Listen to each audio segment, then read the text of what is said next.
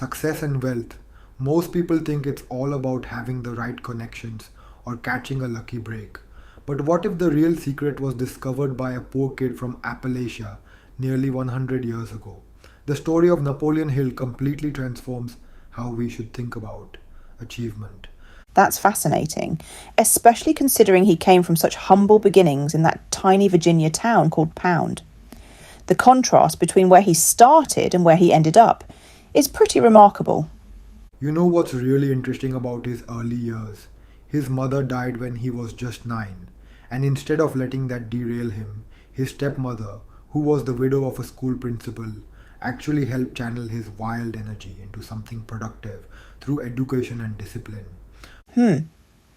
So it seems like that early structure really shaped his later philosophy about success. How did he go from that small town upbringing to becoming such an influential figure? Well, that's where it gets interesting. He started by working for this coal magnate named Rufus Ayers, then tried law school but had to drop out because he couldn't afford it. But here's what's fascinating. Those early setbacks actually formed the foundation of his most famous idea. Whatever the mind can conceive and believe, it can achieve. That's such a powerful principle. And you know what strikes me? He was developing these ideas during the Great Depression of all times. Exactly right. And that timing is crucial. Think about it. Here's a guy telling people they can achieve anything they set their minds to during one of the worst economic disasters in history. And you know what's amazing? People actually listen. Well, his first major work, The Law of Success in 1928, was successful enough for him to buy a Rolls-Royce. But then his next book completely flopped, right? Oh man, that's one of the most interesting parts of his story. The Magic Ladder to Success was a total failure. And after that, he went through this period of starting all these different business ventures that didn't work out. But, and this is key, he used those failures to develop his philosophy about adversity. That reminds me of his quote about every failure containing the seed of an equivalent benefit. He really lived that principle, didn't he? You know, that's exactly right. And what's fascinating is how he balanced two seemingly contradictory ideas. On one hand, he talked about having this intense, almost obsessive desire for success. But on the other hand, he emphasized that true achievement comes from working harmoniously with others and creating value for them. That's such an interesting tension in his work. How do you think that plays out in today's world? Well, look at someone like Elon Musk or Bill Gates. They've built enormous wealth by solving problems for others at scale. It's exactly what Hill was talking about, combining personal ambition with creating value for society. But here's where it gets really interesting. In his later years, Hill started talking about these unusual experiences. Oh, right, the spiritual aspects of his later work. Those visits from spirits and conversations with the master that he wrote about in Grow Rich with Peace of Mind.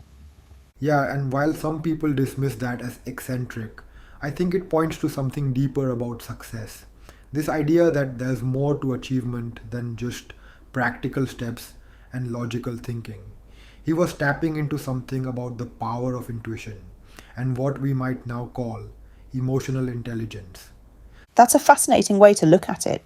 So how do you think his ideas have managed to stay relevant for so long? Well, I think it's because he understood something fundamental about human nature. His principles weren't just about making money, they were about understanding how our minds work, how we interact with others, and how we overcome obstacles. These are timeless challenges. And his impact on modern self-help literature is pretty undeniable, isn't it? Oh, absolutely. You can trace so many modern success principles back to Hill. But here's what's really interesting. While everyone focuses on Think and Grow Rich, his earlier work, The Law of Success, actually contained even more detailed principles about achievement. It's like he created this blueprint that people are still following today, whether they know it or not. That's really interesting how his ideas have evolved over time. What do you think is the most relevant lesson from Hill for people today? You know, I think it's his understanding of the relationship between mindset and action. He wasn't just talking about positive thinking, he was advocating for this powerful combination of unwavering belief and consistent action. When you look at successful people today, whether they're aware of Hill's work or not. They're often following this exact formula. That really brings it all together, doesn't it? From those humble beginnings in Virginia to becoming this timeless voice on success and achievement. And that's what makes his story so powerful. He wasn't just writing about these principles, he was living them through successes and failures, through periods of wealth and struggle. It's a testament to the idea that success isn't just about the end result, it's about the journey and the person you become along the way.